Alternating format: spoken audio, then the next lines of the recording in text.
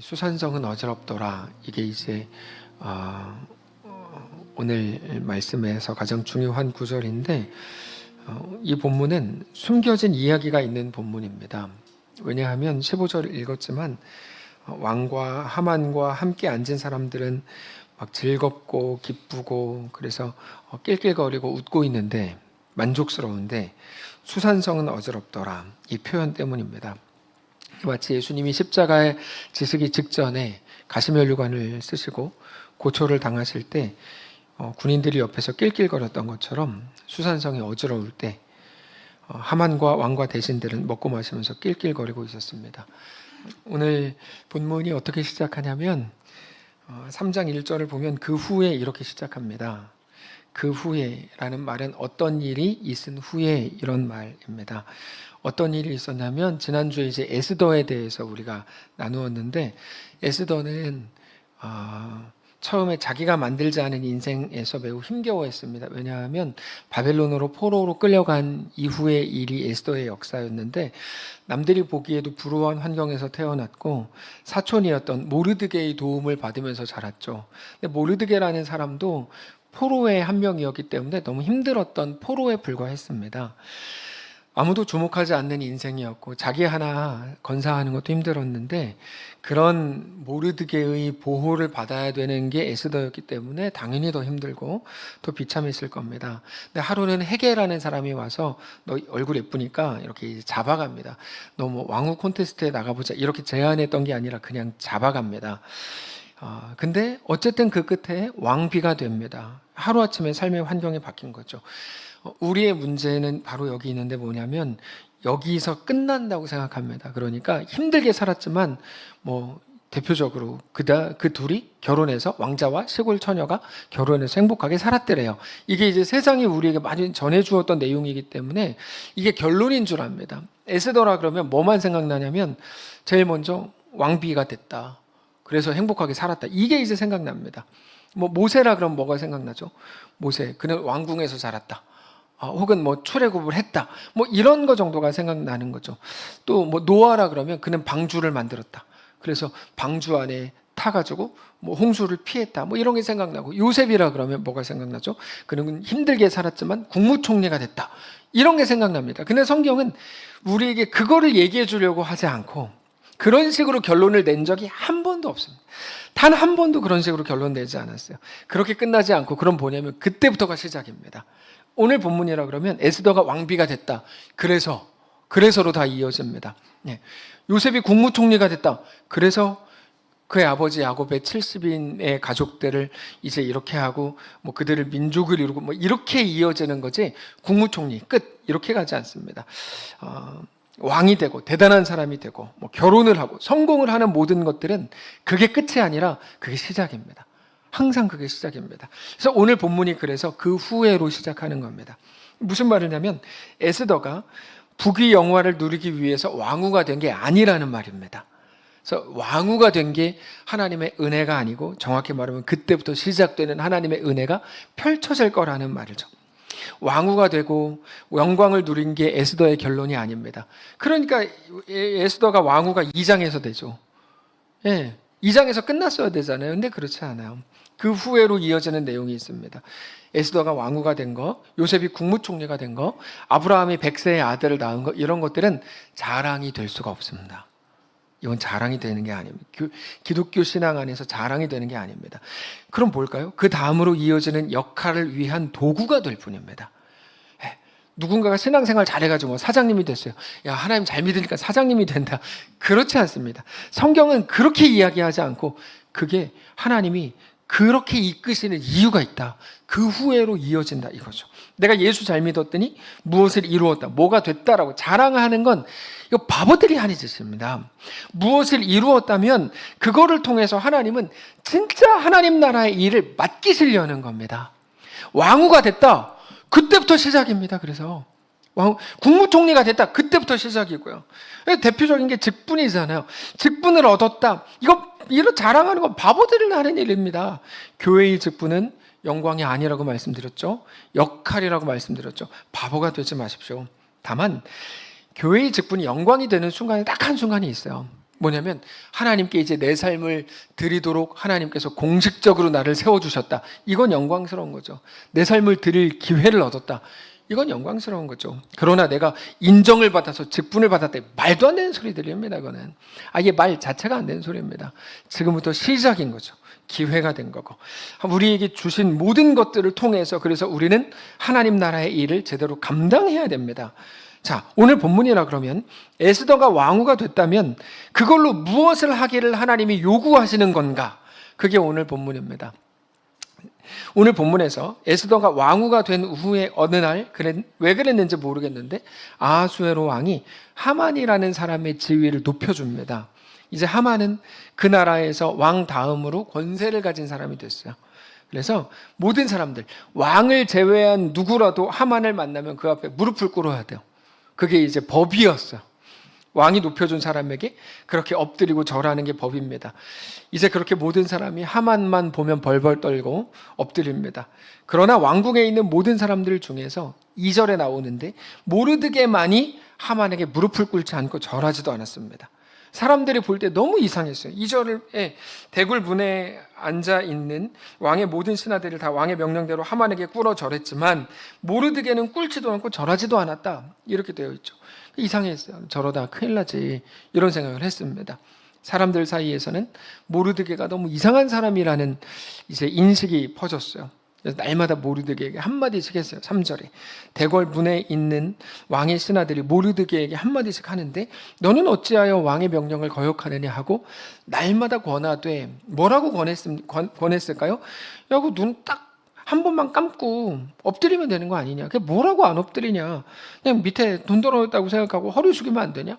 그게 뭐 그렇게 어려운 일이냐. 이렇게 얘기했죠. 그러면 모르드게는 왜 하만에게 절하지 않았는가. 그 이유가 4절에 나오는데 날마다 권하되 모르드게가 듣지 아니하고 자기는 유다인임을 알렸다 이렇게 말합니다. 자기가 유대 사람이기 때문에 하만에게 절하지 않는다. 유다인인 것과 하만에게 절하지 않은 게 무슨 관계가 있는가? 자, 유대인, 이스라엘 백성 이것과 반대되는 개념이 1절에 나오는데 하만에 대해서 뭐라고 소개하냐면 1절에서 그는 아각 사람 하만이다 이렇게 나옵니다. 아각 사람 하만.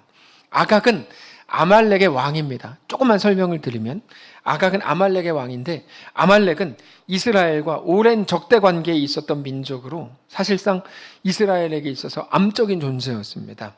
제일 먼저 아말렉이 출애굽기 17장에 나오는데 모세가 이끄는 이스라엘 백성들이 르비딤에 갔을 때 아말렉이 공격을 했습니다. 그래서 모세가 손을 들어 기도하면 이스라엘이 이기고 이제 힘이 빠져가 손을 내리면 아말렉이 이기고 그거 아시죠? 이번에도 우리 교회에서 이제 태국에 가가지고 태국 선생님들과 이제 줄다리기를 하는데 누가 저한테 목사님 손을 들어 기도해 주세요. 그럼 우리가 막 이렇게 얘기했어요. 그런 거죠. 그래서 아론과 훌이 양옆에서 모세의 양팔을 잡아준 사건이 이제 유명한 사건입니다. 물론 하나님의 은혜로 이겼지만 그때부터 아말렉이 강한 나라는 아닌데 계속해서 하이에나처럼 깐족대는 방해하는 민족입니다. 암적인 존재였어요. 하나님께서 신명기 25장에서 이스라엘에게 너희가 가나안에 들어가면 누구를 진멸하라 그러냐면 아말렉을 진멸하라 이렇게 말씀하세요. 아말렉이 하여튼 그런 놈들입니다. 그러나 이스라엘의 초대 왕이었던 사울이 어떻게 하죠? 하나님의 말씀에 대해 불순종하죠. 그냥 상대를 살려둔 게 아니라 하나님이 아말렉을 진멸하라 그랬는데 아말렉을 이겼는데 사울은 아말렉을 진멸하지 않아요. 네, 최고의 좋은 양과 가축들을 놔두었어요. 그것들과 함께 아말렉 왕도 살려두었는데 그때의 아말렉 왕이 아각입니다. 그때 사무엘이 찾아와서 뭐라 그러죠? 유명한 말 하죠. 순종이 제사보다 낫고 듣는 것이 수량의 기름보다 낫다. 그러면서 아각을 그 자리에서 죽입니다. 그때 불순종한 사울에게서 하나님의 성령이 떠나십니다. 이 모든 역사가 있는 게 하만, 오늘 본문에 나오는 그리고 이제 나는 유다인인 누굽니까? 모르드게죠. 아말렉이 모든 오랜 기간 동안에 하나님의 백성이 이스라엘을 괴롭혔고 방해했고 이스라엘은 아말렉으로부터 벗어나야 했습니다. 그래서 아말렉이라는 존재 자체가 성경적으로 되게 영적인 어떤 대립구도가 있는 겁니다. 그러던 중에 이스라엘이 바벨론으로 끌려갔고 그 중에 모르드게가 있었고 거기에 아주 높은 지위에 있었던 사람이 아말렉 사람 하만이었던 겁니다. 다시 말해서 오늘 본문에서부터 시작되는 에스더 끝까지 나오는 대립구도가 지금 이 구도인데, 하만과 모르드게의 대립은 두 사람의 자존심 싸움이 아니고 거대한 민족적이고 영적인 대결입니다. 아말렉 대 이스라엘, 하나님 없는 백성 대 하나님의 백성, 돈과 권력과 세력과 이름과 모든 것을 가진 세상 대 보이지도 않고 현실성이 없다고 손가락질 받는, 그러나 오직 하나님 한 분을 붙드는 하나님의 백성 간의 대결이 오늘 본문에 이제 시작되는 겁니다. 그래서 이 싸움은 영적 싸움입니다. 여러분, 영적인 싸움은 외부에 있지 않습니다.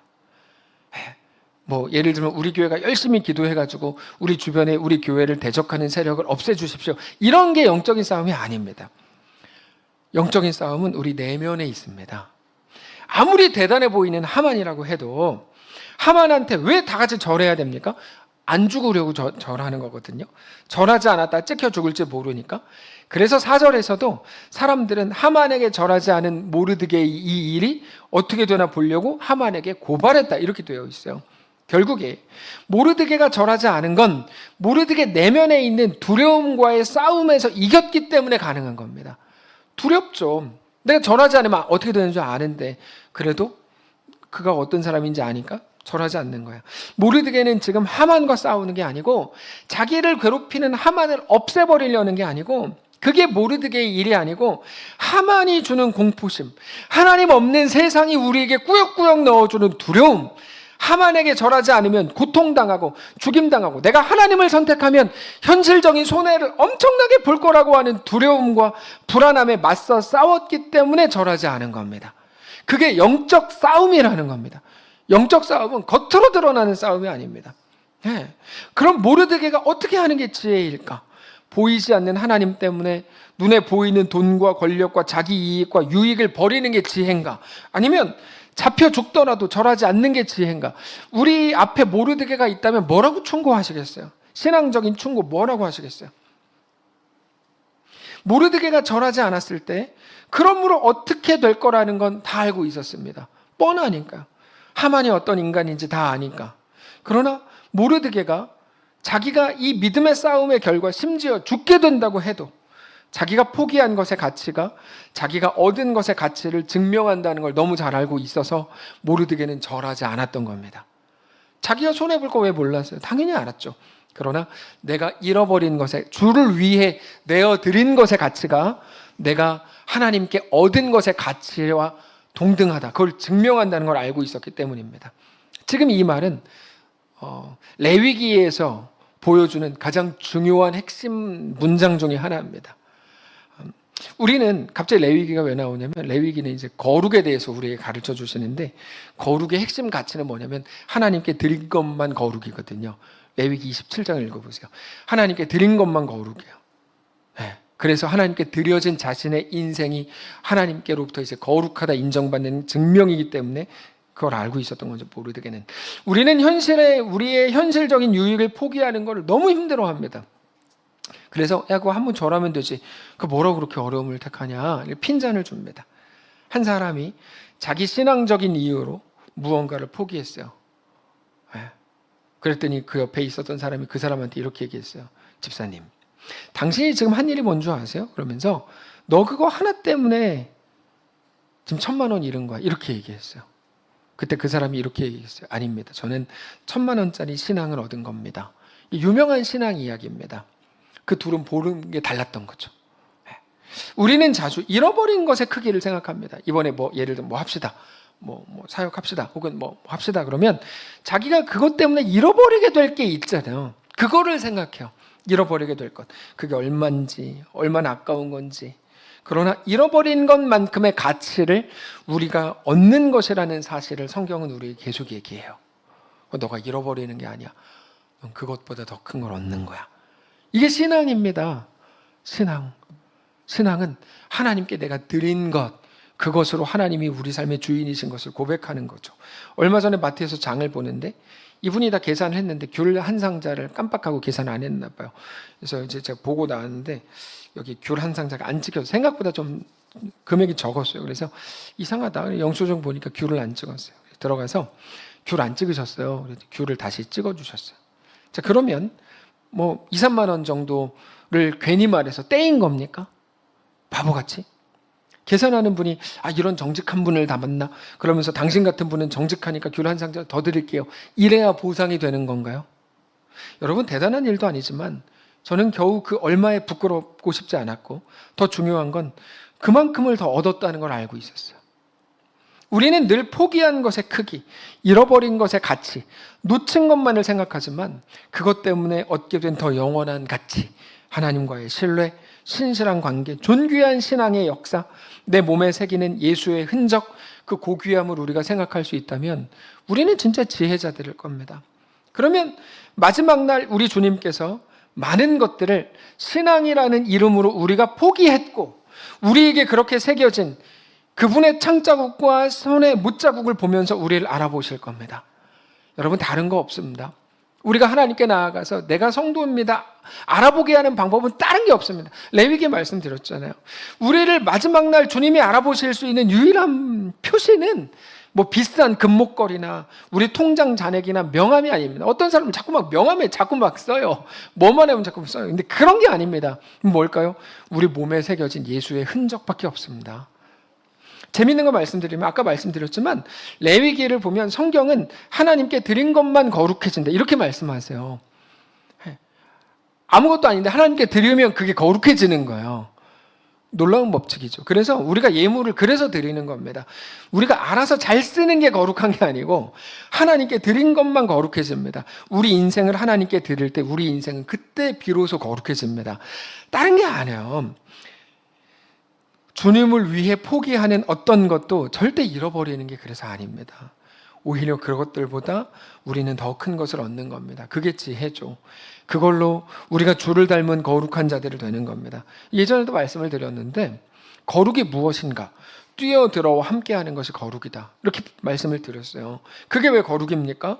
그렇게 자신을 주님께 내어드린 것이기 때문입니다. 지난주에 같이 보았던 신의 약단에서 주인공이 마지막에 자기 삶을 드리죠. 그게 거룩입니다. 주를 위해 우리가 잘 되는 게 영광이 아니고, 영광이 그게 아니고 성경에 있지도 않은 내용입니다. 주를 위해 우리가 잘 되는 건 영광이 아니고 주께 우리 자신을 내어드리는 게 거룩이고 그게 주께 영광이 되는 겁니다. 여러분 기억하십시오. 주께 드린 것만이 거룩입니다. 그러므로 주를 위해 자신을 잃어버리실 수 있기를 바라요. 너무 어려운 말이죠. 주님께 자기 자신을 주를 위해 버리시기를 원하고 자기를 버리는 자가 주님을 얻게 될 거라는 것을 기억하시길 원합니다. 뭐 누가복음 9장에서도 말씀하시는 거죠. 예수님께서 모르드게가 당장의 유불리를 따지면서 하만에게 절했다면 어떻게 됐을까요? 뭐가 어떻게 돼요? 아무 일도 안 일어나죠. 남들 다 그렇게 하는데 남들과 같아지는 거죠. 그러나 모르드게가 유다 사람이라는 이유로 아말렉의 아각 사람 하만에게 절하지 않아서 그 다음 일이 일어납니다. 그 다음 일이 뭐냐면 당장에는 고난입니다. 당장인 고난입니다. 그러나 에스더 끝까지 가보면 하나님의 놀라운 은혜를 얻고 누리게 됩니다. 다시 말해서 모르드게는 오늘 본문에서 보이지 않는 그러나 반드시 존재하는 하나님의 은혜를 향해서 첫 발자국을 뗀 겁니다. 모든 상황에서 그렇게 하나님을 바라보시고 하나님을 온전히 알게 되시기를 축복합니다. 자, 정말 이 일이 어떻게 됩니까? 하만이 완전히 분노하죠. 오늘 본문의 내용이에요. 그리고는 모르드게를 당장 죽이겠다고 말해요. 근데 생각해 보니까 모르드게 한 사람 죽여서 될 게 아니에요. 모르드게라는 저 민족, 유다인은 원래 저래. 그래서 저 민족 자체를 몰살시키기로 합니다. 아마 한 민족을 한 사람 죽이는 건 쉬웠지만 민족을 몰살시키는 건 어려웠겠죠. 왕 앞에서 하만이 더 인지도도 높이고 신뢰 얻고 그런 시간이 필요했습니다. 그래서 그 계획을 5년이나 세웁니다. 5년이나. 그리고는 이제 예를 들면 2026년이라고 치면 5년 기다려가지고 올해 죽인다. 언제 죽일까를 점쳐가지고 날짜를 받아요. 7절에 아하수에로 왕 제12년 첫째 달 곧 니산월에 무리가 하만 앞에서 날과 달에 대하여 부르 곧 제비를 뽑아 12째 달 곧 아다로를 얻었다. 1월에 이렇게 제비를 뽑았는데 12월로 날짜를 받았으니까 이제 1년이 있는 겁니다. 앞에. 그러다가 하만은 드디어 아하수에로 왕에게 이제 거짓 모함을 하죠. 8절에 하만이 아하수에로 왕에게 아뢰되 한 민족이 이 유다입니다. 유다 민족이 왕의 나라 각 지방 백성 중에 흩어져 거하는데 그 법률이 만민의 것과 달라서 왕의 법률을 지키지 아니하오니 용납하는 것이 왕에게 무익합니다. 그래서 모르드게가 절 안 했다 그 말입니다. 왕이 옳게 여기시거든 조서를 내려 그들을 진멸하소서. 내가 은 1만 달란트를 왕의 일을 맡은 자의 손에 맡겨 왕의 금고에 드리리이다. 모르드게가 자기한테 절하지 않은 것 때문에 왕한테 가서 고발했어요. 근데 저 사람이 나한테 절 안 했어요. 그럼 좀 약간 웃기니까 한 민족이 왕의 법을 지키지 않았습니다. 이렇게 하면서 왕을 위해 한 민족을 진멸하는 일에 내가 돈 내겠습니다. 돈은 좀 있었나 보죠? 그건 왕을 위해 내가 내놓는 겁니다. 은 1만 달란트. 1만 달란트가 이제 엄청 상상 속에만 있는 존재하는 양인데 이 돈을 어떻게 마련할지 모르겠지만 어쨌든 머리가 좋은 사람이니까 뭐 계획은 섰겠죠. 그리고 나서 이제 그대로 합니다. 그래서 왕이 11절에 모든 걸 너에게 줄 테니 너의 소견에 옳은 대로 좋은 대로 행하라 이렇게 합니다. 그래서 자기 조서를 마음대로 꾸미고 마지막에 아하수에로 씀 이렇게 도장을 찍었죠. 그리고 날짜만 이제 12월까지 기다리는 거야. 이 모든 일에 대해서 성경이 묘사한 게 15절입니다. 역졸이 왕의 명령을 받들어 급히 나가매 그 조서가 도성 수산에도 반포되니 왕은 하만과 함께 앉아 마시되 수산성은 어지럽더라.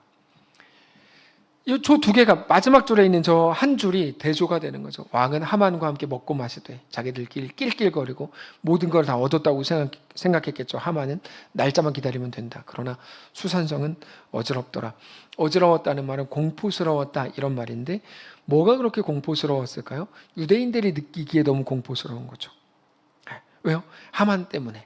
하만이 작전을 짜고 곧 모두를 죽일 거라는 계획이 유대인들 입장에서는 끔찍하게 공포스러운 일이고 이건 아무도 모르게 진행된 게 아니라 유대 민족 전체가 좀 알고 있는 내용이거든요. 우리가 잘 생각해야 되는 게 이 부분입니다. 자, 처음부터 정리해보면 이 하만의 공격이 왜 시작됐습니까? 하나님의 말씀을 모르게 한 사람이 지키려고 하다가 이렇게 된 겁니다. 사람들이 오해하는 것 중에 하나는 우리가 신앙생활을 진실하게 하면 세상이 존경할 거라고 생각하는 겁니다. 근데 우리가 진실하게 안 해서 세상이 교회를 욕하는 거지 우리만 신앙생활하면 세상은 우리를 존경할 거야. 근데 그렇지 않습니다. 그거는 성경을 몰라서 하는 말이고 성경을 읽어보면 그렇지 않습니다. 그런 경우는 없습니다. 그런 경우가 어디 있습니까? 성경에. 오히려 예수를 믿는 것 때문에 더 욕먹고 예수 믿는 것 때문에 더 왕따 당하지 않습니까? 많은 학생들이 학교에서 예수를 신실하게 믿으려고 그러면 왕따 당합니다. 걔네가 잘못해서가 아닙니다. 저도 고등학교 때 계속 3년 내내 맞았습니다.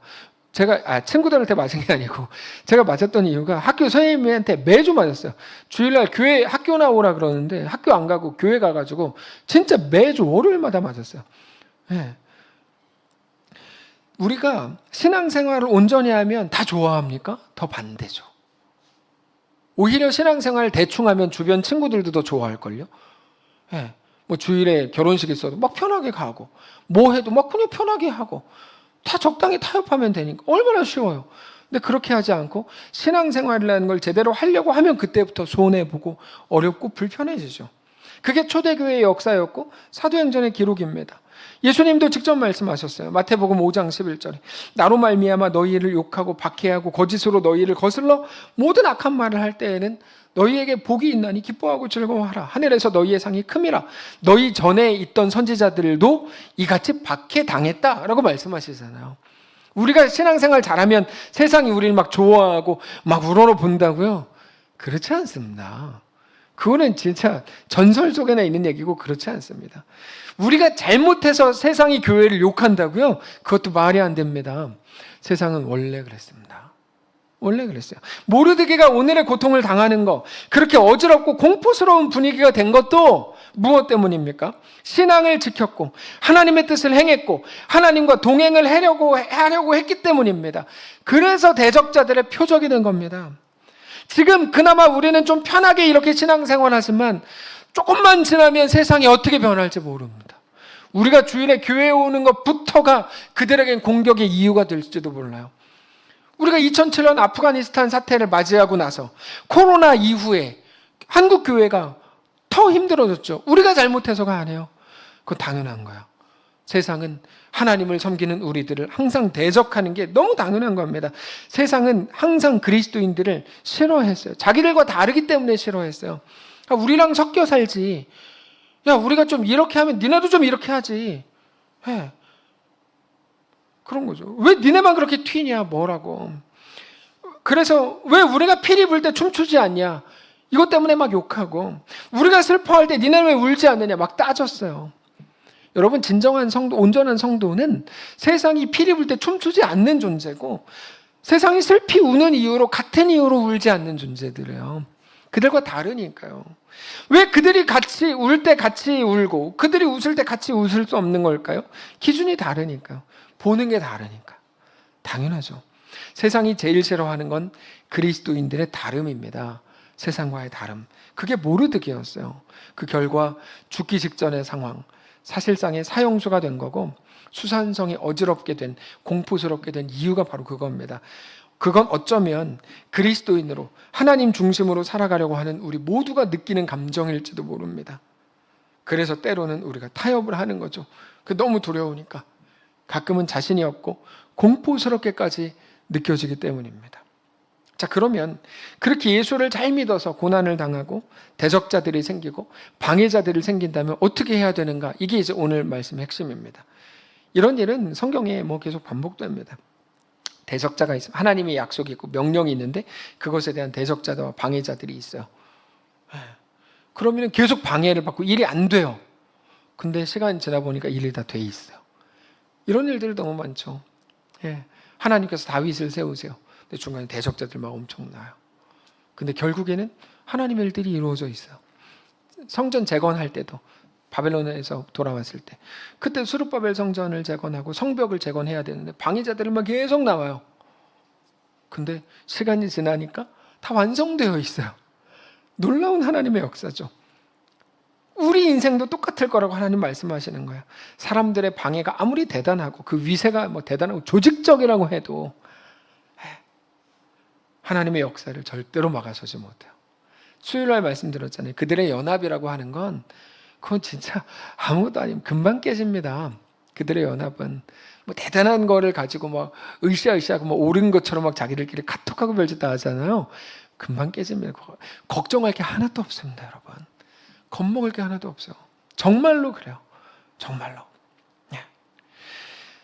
그들이 공사 전부터 스룹바벨이라 그러면 공사 중에도 완공된 후에도 계속 딴지를 걸고 방해를 하는데 그들의 방해는 하나님의 나라의 역사를 방해할 수가 없어요. 그들의 방해와 상관없이 하나님은 하나님 나라의 역사를 결국 완성하신다는 걸 알아야 합니다. 그 하나님이 오늘 우리 인생 속에도 동일하게 일하시는 겁니다. 오직 하나님만이 신실하신 분입니다. 그 어떤 것도 하나님 안에 있는 우리들을 영원히 망하게 할 수가 없습니다. 우리는 우리가 거룩한 일을 하려고 할 때 방해를 받거나 혹은 우리가 연약하다고 느낄 때 하나님 나라도 하나님의 역사도 방해받는 거 아니야? 이런 생각을 합니다. 그때 우리 속에서 잘못된 거 아니야? 저 사람들 때문에 혹은 내 실력이 없어서 망하는 거 아니야? 라는 생각이 올라옵니다. 근데 여러분 꼭 그때 기억하셔야 돼요. 하나님 나라의 역사를 방해할 수 있는 존재는 아무것도 없습니다. 사탄도 방해를 못해요.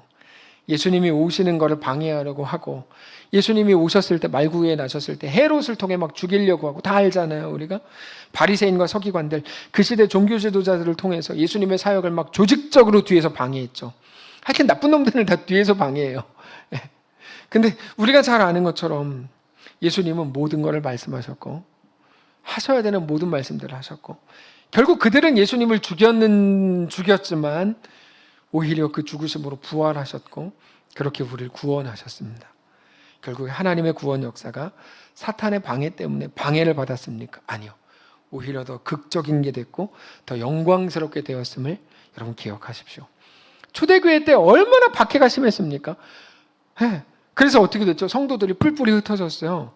그들이 다른 곳에 가서 복음을 전하려고 흩어진 게 아니고 사도행전에서 우리가 이제 확인하는 것처럼 무서워서 흩어진 거예요. 두려워서. 그들의 실력이었어요. 죽음을 두려워한 사람들은 다 떠났고 두렵지 않은 사도들만 남았습니다. 그러나 그들이 두려워서 흩어진 그곳에서 하나님은 또 복음을 전하게 하셨어요. 안 두려웠고 박해가 없었다면 흩어지지 않아요. 자기들끼리 너무 좋았거든요. 흩어지지 않았어요. 근데 막 방해가 있고 막 무섭게 하니까 뿔뿔이 흩어졌어요. 그래서 복음이 확 퍼졌어요. 이 하나님 행하시는 놀라운 방식입니다. 모든 것이 합력하게 하여 선을 이루시는 것. 늘 말씀드리지만 우리가 합력하는 게 아니고 하나님이 행하시는 겁니다. 사람의 약함과 두려움까지도 하나님은 가장 선하게 사용하십니다. 하나님의 역사가 사람의 방해 때문에 방해받은 적은 한 번도 없습니다. 그럴 수도 없습니다.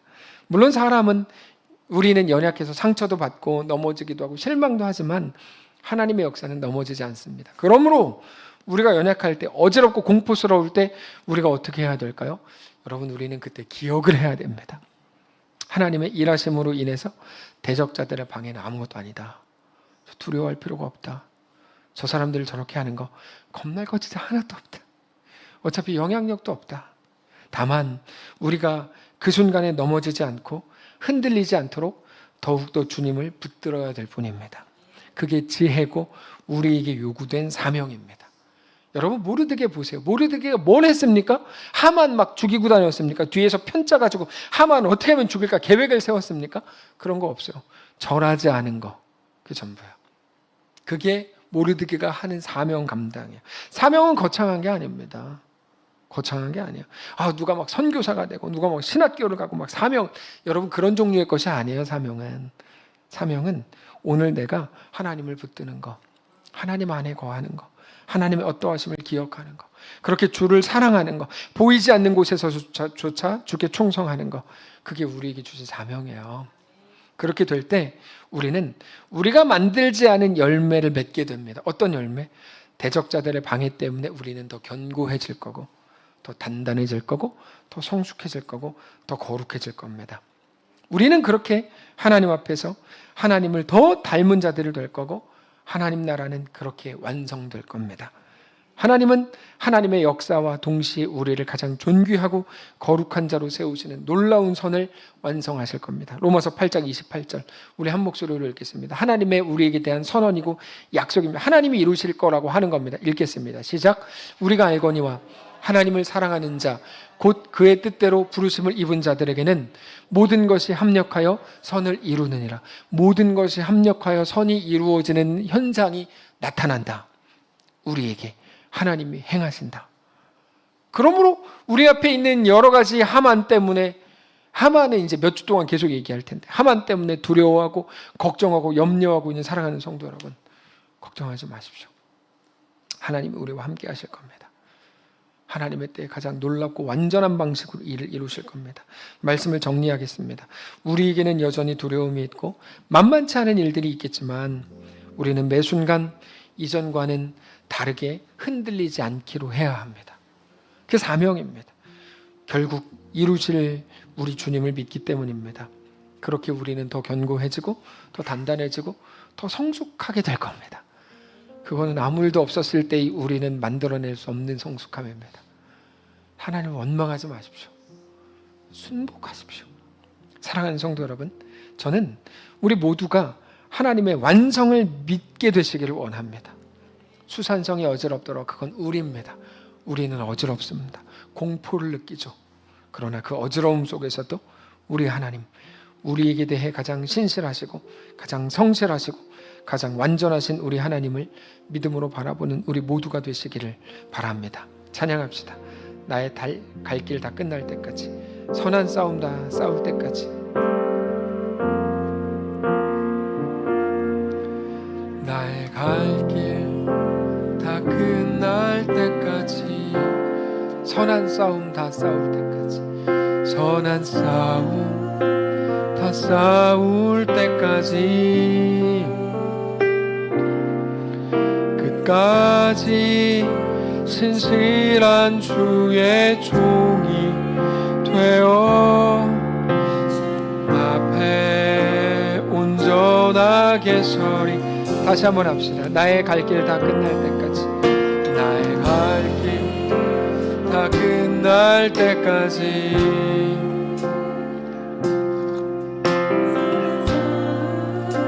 다 싸울 때까지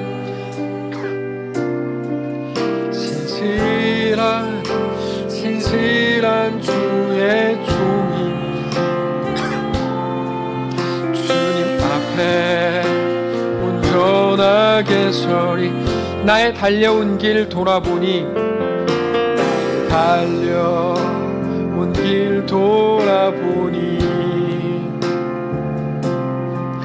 곤히 지친 내 인생 여정에 주께서 친히 내 손 잡아주셨고 께서 친히 내 손 붙잡아 주시며 매 걸음마다 늘 인도하셨네.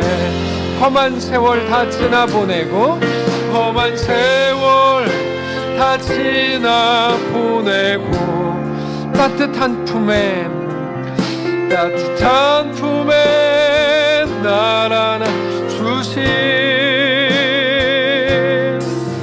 주님 얼굴 배울 주의 날까지 나는 신실하게 이 길을 걸어갈.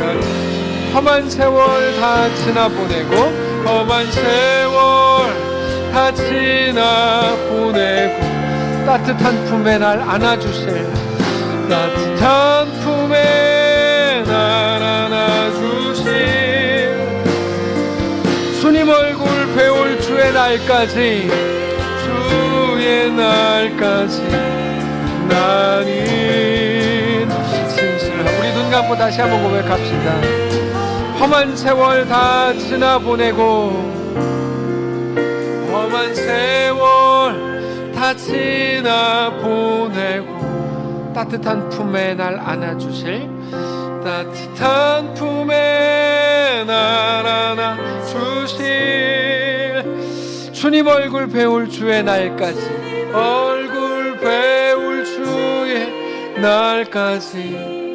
나는 신실하게 이 길을 걸어가리. 이 길을 걸어가리. 하나님 우리에게 주신 사명이 무엇인지 깨닫는 날 되기를 원합니다. 거대한 거, 온 민족과 막 열방을 외쳐가면서 자기 현실을 다 잃어버린 우리가 아니라 나에게 주신 오늘 지금 이 순간 나의 삶, 나의 시간, 나의 인생, 우리 가정 여기에서 타협 없이 주님을 바라보고 주님을 사랑하고 내가 잃어버리는 거 아니다. 내가 내 보화를 하늘에 두는 거다. 확인하며 우리 인생을 살아가는 우리 모두가 되게 하여 주시옵소서. 너무 계산적이었고 너무 손해보지 않으려고 했던 우리를 불쌍히 여기시고 이제 영원을 아는 자로 진리를 모르지 않는 자로 우리에게 주어진 모든 삶을 넉넉히 살아가는 우리 모두가 되게 하여 주시옵소서.